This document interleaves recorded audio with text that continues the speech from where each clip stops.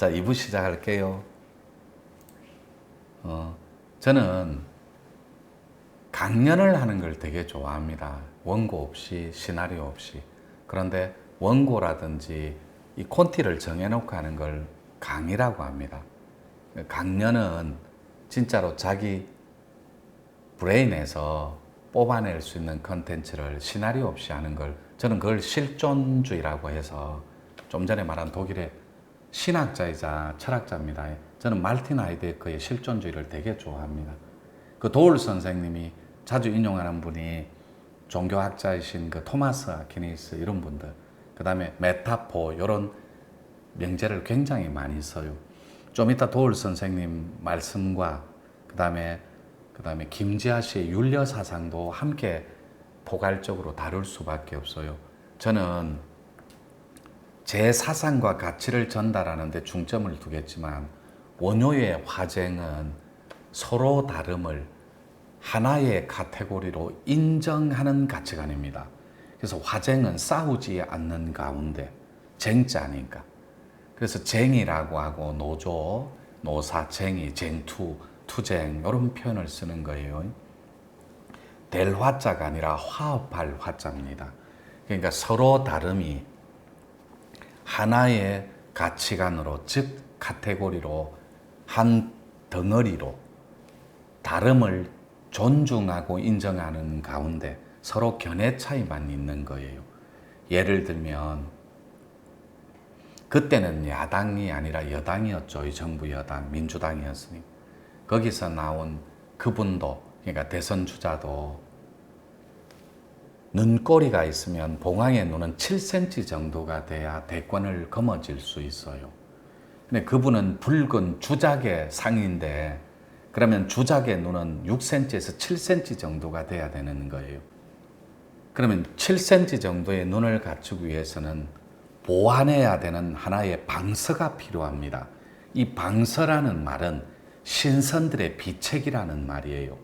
그러니까 원효 스님께서 동양의 사상사를 대변하는 최초원 선생님처럼 동방의 석학이었던 건 주지의 사실인데 그분이 북소리를 내면서 서랍을 거리를 걸으며 북소리를 둥둥둥 내면서 시를 하나 읊었던 개송이 있습니다. 그것이 사람들아 사람들아 나에게 자루 없는 도끼를 지어다오. 그러면 저 허공 위에다 기둥 없는 기둥을 바치어 세상에서 제일 큰 집을 지어 천하 만민을 먹여 살리리라. 사내들 스케일이라면 솔직히 이만은 해야 됩니다. 그래서 저도 이 노천도 우주를 고통받는 우주, 못 먹고 못 사는 삶이라면 당장에 그 사주를 확 찢어버리라고 표현하는 게 그 허공 위에다가 대문 없는 대문을 지어 기둥 없는 기둥을 세워 천하 만민을 먹여 살릴 그 위대했던 역사의 혁신가들, 그 원효의 화쟁은 무예의 뿌리를 두고 있습니다. 어떤 것도 걸림이 없는 위대한 대정, 대정이라는 말은 큰 생명이라는 말입니다. 그래서 동양의 사상사가 위대하고 서양의 사상사가 위대하다 한들 생명의 존엄을 넘어갈 수 있는 철학적 가치는 없습니다. 그래서 저는 결단코 자신 있게 말씀드릴 수 있는 가치관이 하나가 있는데 여러분들을 잘 먹고 잘 사는데 동의 안 하는 사람은 없을 거라고 여깁니다. 철학가로서. 또 저는 앙트레프레너라고도 합니다. 약자를 줄여서 불란서 말인데 EP라고도 합니다. 이것을 호모 메르키스, 그리스어인데 신인류, 그 다음에 새로운 사상과 가치를 지닌 새로운 사람, 뇌를 혁신한 진짜 건달들 이렇게 표현합니다. 그래서 서양 사상사의 사물의 인터넷화가 본질이고 동양의 사상사가 사물의 지능화라면 뇌도 좋고 인터넷도 좋다라는 거예요. 그 궁극적인 목적은 여러분들이 영적으로 해피해야 되고 영적으로 잘 살아야 되며 돈도 적당히 있는 것이 자본주의에서 가장 특화된 아름다움이라는데 여러분들은 주저없이 동의할 거라고 저는 판단합니다. 따라서 동양의 역을 저는 기테크라는 말은 생산성, 보편성, 합리성, 우월성, 초월성, 신성성 이런 모든 것을 포괄하는 총괄적인 툴을 말합니다. 따라서 여러분들이 실존주의의 대가였던 말틴 하이데거의 그 사상가가 전달하고자 하는 합리성은 데카르트나 칸트에서 찾을 필요 없이 이 노교가 제시해주는, 노천이 제시해주는 뇌 IT에서 찾을 수 있다라는 거예요. 블랙 앤 화이트 도형 하나만 해도. 그래서 그 사상사를 좀 더 근원적인 논리로 다루고 싶다라는 그것이 저의 본질입니다. 근데 인간 사유의 본질은 생각 너머에 존재할 수는 없어요. 그래서 탈레스가 신에 있지 않고 만물의 본질이 물에 있다라고 표현한 건 인간은 지적으로 사고할 수 있는 생각의 고리가 있다라는 걸 사상사에 끄집어낸 가장 위대한 철학자라는 것. 그래서 인간은 생각하는 사유의 능력과 그리고 사고하는 지적인 능력이 신과 같다면 이런 뜻입니다.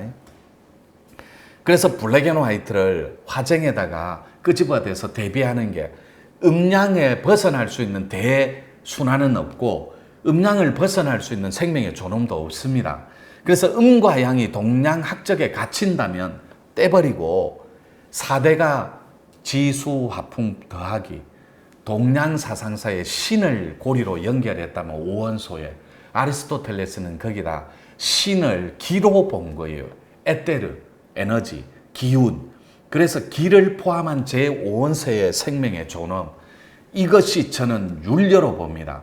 그렇다면 화쟁과 율려는 이 시대에 어떻게 닿아 있느냐? 그거는 뗄래야 뗄 수 없는 생명의 존엄과 같고 생명의 자유와 같기 때문에 율려라는 말은 생명 너머에 존재하는 위대한 리듬이자 박자고 가락이라는 거예요. 그러니까 가락은 음양의 조화를 벗어날 수 없습니다. 따라서 율려를 얘기하기 전에는 율려란 무엇인가의 저자인 김재하 씨를 빼놓고 얘기할 수는 없습니다. 그런데 율려의 김재하 씨가 사상적 뿌리가 되는 이 또 지식적 기반 자체가 모월드를 벗어날 수는 없어요. 그때는 무슨 선원이라고 표현했는데 거기서 근현대사의 80년도 후반부부터 90년도 초반까지 조심스럽게 끄집어낸 키워드가 음양의 총체인 율려입니다. 이 율려가 화쟁과 함께 할 때 우주는 순연한 질서로 지구 자체의 평화로운 본질을 선물해 줄 거며 사람이 영원히 자유로움을 얻고 조화로운 가치관으로서 아름다운 존재로서 본질로서 살아갈 수 있다는 것. 그러니까 우주의 본성이 깨닫는 것이고 물의 본성이 흐르는 것이라면 여러분들의 율려의 본성은 뭐냐고. 그것이 우주의 진동수, 즉 가락하고, 가락은 우리나라의 트로트, 뽕짝 요런 리듬, 그 다음에 래퍼들이 쓰는 비트박스, 쿵짝쿵짝쿵짝쿵짝 이런 거, 그 다음에 뽕짝의 가락이 쿵짝짝 쿵짝 쿵짝 쿵짝 하는 이 리듬, 생명의 율동, 가락. 가락은 음과 양의 찢어짐, 그 다음에 흩어짐. 그러니까 동양사상사의 율려적 리듬 박스, 비트박스처럼 리듬의 박스는 얼수절수하는 사음표입니다. 사박자에. 그런데 서양의 사상사의 원뿌리의 음표는 가락은 도레미파솔라시도 8음표입니다. 그래서 이 서양 사상사의 뿌리가 되는 8음표는 양적이라서 다리를 같은 락이나 메탈 음악을 듣고 랩을 들으면 다리를 서양은 까딱까딱까딱합니다. 서양 사람들은. 근데 한국의 가락은 신명문화이기 때문에 얼쑤 할 때 항상 래퍼들은 어깨부터, 동양아들은, 한국아들은 어깨부터 하는데 서양아들은 다리를 먼저 움직입니다. 이런 차이점이 있다는 거예요. 음양의 조화가. 그런 것을 우주의 심오한 가락이라면서 모두를 하나로 아우를 수 있는 오묘하고 신기하고 진기하면서 신묘한 신명문화의 극치라고 합니다. 이것이 우리 노교에는 율려의 끝판왕으로 블랙 앤 화이트, 이건 코드론입니다. 방편론의 우주를 화합하고 우주의 질서를 조화롭게 평화롭게 만들어가는 가치관, 이것이 리듬에 있고 진동의 수에 있으면서 이것이 서양 학문이 지향하는 수리 학문으로 저는 정의를 내려놓았어요. 본질 면에서 저는 많이 배우지는 않은 사람입니다. 제가 교수도 아니고 그렇다고 해서 서양 사상사를 능가할 수 있는 책 같은 걸 전문 서적을 낸 것도 아니고 그냥 저는 제 수행적 뇌 IT에 맞는 교육 프로그램을 한 10권 정도는 책을 내놓은 게 있어요. 시집을 포함해서. 그래서 두 개가 하나가 되는 것, 그게 화쟁입니다. 또 세 개가 하나가 되는 것, 천부경의 일석삼극의 원리라 했으니까. 또 이렇게 화쟁을 다루면서 또 한 맥락을 자르고 2부 요 정도 하고 옷 좀 갈아입고 이게 굉장히 더워요. 에어컨을 틀어놨는데 에어컨 소리 잡음으로 들어갈 수도 있습니다. 선풍기 소리도 들어갈 수 있어요. 여러분이 아름답게 이해만 해주시면 됩니다. 여기가 에어컨을 틀지 않으면 굉장히 더워요. 그러니까 여기 한 번씩 여기로 위로 살짝 한번 비춰주세요. 이것도 요 지도가 전체가 보이게. 네. 근데 밑에 잘려서 나올 거예요.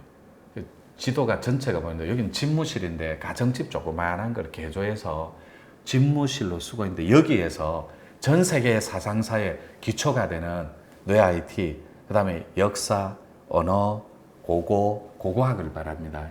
사회학까지 총괄적으로 다루는 위대한 교육적 카테고리가 쏟아지는 여기가 장소이자 멋진 사무실이라는 거.